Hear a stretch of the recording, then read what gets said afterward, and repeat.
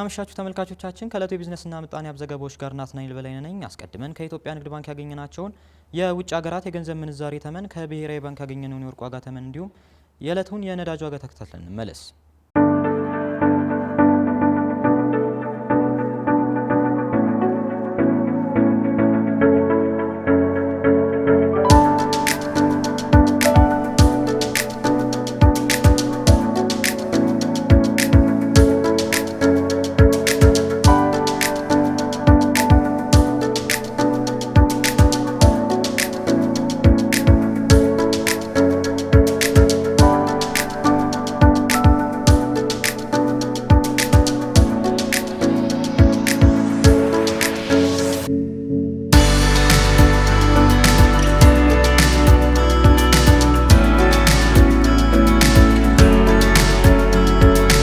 47ኛው መደበኛ የሚኒስትሮች ምክር ቤት በዛሬው ዕለት በሁለት ኢኮኖሚያዊ ጉዳዮች ላይ ውሳኔ አሳልፏል። ለፌዴራል መንግስት መደበኛ ወጪዎች፣ ለካፒታል ወጪዎች፣ ለክልሎች የሚሰጥ ድጋፍና ለዘላቂ የልማት ግቦች ማስፈጸሚያ ድጋፍ ወደ 2 ትሪሊዮን የሚጠጋ በጀት ለሚኒስትሮች ምክር ቤት ቀርቧል። ምክር ቤቱ በቀረበው የፌዴራል መንግስት የ2018 ረቂቅ በጀት አዋጅ ላይ ከተወያየ በኋላ ግብዓቶችን በማከል ወደ ህዝብ ተወካዮች ምክር ቤት እንዲተላለፍ በሙሉ ጽድቅ መወሰኑን ተገልጿል። ምክር ቤቱም በቀረበው የፌዴራል መንግስት የ2018 ረቂቅ በጀት አዋጅ ላይ ከተወያየ በኋላ ግብዓቶችን በማከል ወደ ህዝብ ተወካዮች ምክር ቤት እንዲተላለፍ በሙሉ ድምጽ መወሰኑ ተገልጿል። በሌላ በኩል ደግሞ ስታርታፕ ምህዳርን በመፍጠር ስታርታፖች የሚመሰረቱበት የሚንቀሳቀሱበትና የሚያድጉበትና ቴክኖሎጂዎችን ተግባራዊ በማድረግ አዳዲስ ምርቶችን የሚያመርቱበትና አገልግሎቶችን የሚሰጡበት እንዲሁም በዘርፉ የፋይናንስ አቅርቦቶች ችግሮችን ለመፍታት እንዲያስችል ሆኖ ረቂቅ አዋጁ ተዘጋጅቶ መቅረቡ ተሰምቷል። ምክር ቤቱም በአዋጁ ላይ ከተወያየ በኋላ ወደ ህዝብ ተወካዮች ምክር ቤት እንዲተላለፍ በሙሉ ድምጽ መወሰኑም ተመላክቷል። መረጃው የጠቅላይ ሚኒስትር ጽህፈት ቤት ነው። ወደ ውጭ ዘገባዎች ስናልፍ የአውሮፓ ህብረት ሀገራቱ ከሩሲያ የነዳጅ ግዢ እንዳይፈጽሙ ማዕቀብ ሊጥል መሆኑ ተሰማ። የሩሲያ የጋዝ አቅርቦት አውሮፓውያን ሀገራት ለሁለት ከፍሎ እያወዛገበ የቀጠለ ሲሆን የታቀደው ማዕቀብ እንዳይጸድቅ ሰርቢያ፣ ሃንጋሪና ስሎቬኒያ የነዳጅ ምርት ከሩሲያ በርካሽ ዋጋ ከማግኘታቸው ጋር ተያይዞ ማዕቀቡን ሊቃወሙ ይችላሉ የሚል ስጋት በሀገራቱ መካከል ተፈጥሯል። ቴዎድሮስ ፍቅሩ ያዘጋጀውን ፍራው ራይሉ እንደሚከተለው ታቀርበዋለች።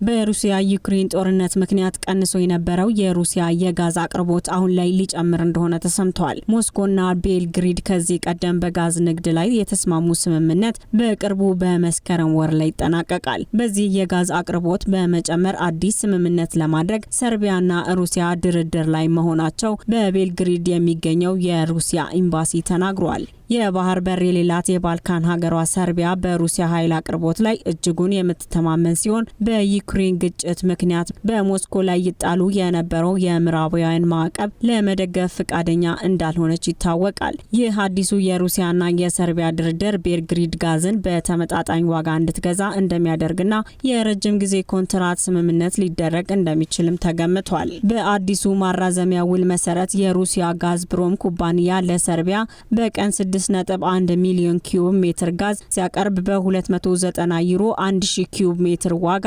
ይሸጣል ተብሎ ይጠበቃል። የሰርቢያ ጋዝ አስመጪና ከፋፋይ ዋና ስራ አስፈጻሚ ዱሳን ባጃቶቪች እንደተናገሩት ዋጋው አሁን ካለው የአውሮፓ አማካኝ ዋጋ 360 ዩሮ በታች መሆኑን ተናግረዋል።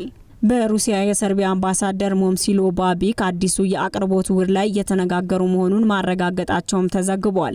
በሞስኮ የሰርቢያ ፕሬዝዳንት አሌክሳንደር vučić የሩሲያ ዋና ከተማ ሞስኮ መጎብኘታቸውም ተሰምቷል። ባቢክ ግን ገና ውሉ ላይ ስምምነት እንዳልተደረሰና ሁለቱም ሀገራት መች እንደሚፈራረሙ እንዳልተወሰነ ተናግረዋል። ሰርቢያ በአሁን ጊዜ በቱርክና በቡልጋሪያ በሚያልፈው የቱርክ ስምሪት የቧንቧ መስመር የሩሲያ ጋዝ ታገኛለች። ሀገሪቱ ከ8 በመቶ በላይ የነዳጅ ፍጆቷ በሩሲያ ጋዝ ላይ የተመሰረተ መሆኑን አርቲ ዘግቧል። ነገር ግን የአውሮፓ ህብረት ሀገራቶች ከሞስኮ ጋዝ እንዳይገዙ አዲስ ማዕቀብ ለመጣል እየተዘጋጀ እንደሆነም እየተነገረ ነው። የስፔን የስነ ምህዳር ሚኒስተር ስፔን በተቻለ ፍጥነት የሩሲያን ጋዝ ወደ አውሮፓ ሀገራት ውስጥ እንዳይገቡ ለመከላከል የአውሮፓ ህብረት ያቀረበውን ሀሳብ ስፔን ትደግፋለች ብለው በጋራም የአውሮፓ ሀገራት አቋም መሆን እንዳለበት አመላክተዋል። የኔዘርላንድ ኢኮኖሚ ሚኒስተር ቃል አቀባይ ለፖለቲኮ እንደተናገሩት ኔዘርላንድም የሩሲያን ጋዝ ሙሉ በሙሉ እንዲወገድ ድጋፍ ማድረጓን ትቀጥላለች።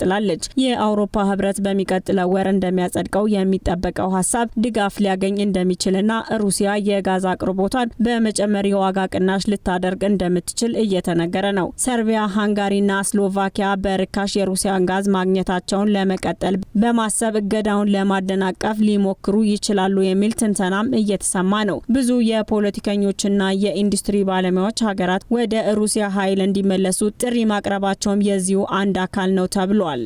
ባለፈው ዓመት አራቱ የአውሮፓ ሀገራት ከሩሲያ ነዳጅ ለመግዛት ከ6 ቢሊዮን ዩሮ በላይ ማውጣታቸውም ተዘግቧል። የአውሮፓ ህብረት በጉዳዩ ላይ ከአውሮፓ ህብረት ለቀረበለት ጥያቄ ምላሽ ከመስጠት መቆጠቡም ተገልጿል። የሩሲያ የጋዝ አቅርቦትና የአውሮፓ ህብረት ማዕቀብ በቀጣይ የንግድ ሂደቱን ወዴት ሊወስደው ይችላል የሚለውን አብረን የምንመለከተው ይሆናል። ዘገባውን ስናዘጋጅ አርቲና ፖለቲኮን በዋነኝነት ተጠቅመናል። ቦይንግ በአደጋ ምክንያት ለተጎጂ ቤተሰቦች የሚከፍለው ካሳ ላይ ያለመግባባቶች እንደሚነሱበት ተነገረ። ቦይንግ 737 ማክስ አደጋ ህይወታቸውን ያጡ የ16 ቤተሰቦች ጠበቃ በቦይንግና በአሜሪካ የፍትህ ቢሮ መካከል የተደረገው ስምምነት እያወዛገበ መሆኑ ተነግሯል።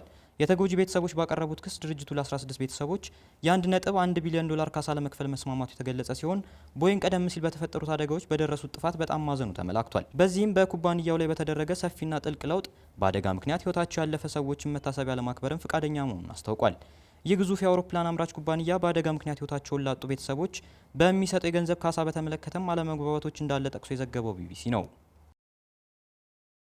ተመልካቾቻችን የዕለቱ የቢዝነስና ምጣኔ ሀብት ዘገባዎች በዚሁ ተጠናቀዋል። ስለተከታተላችሁን አመሰገንን።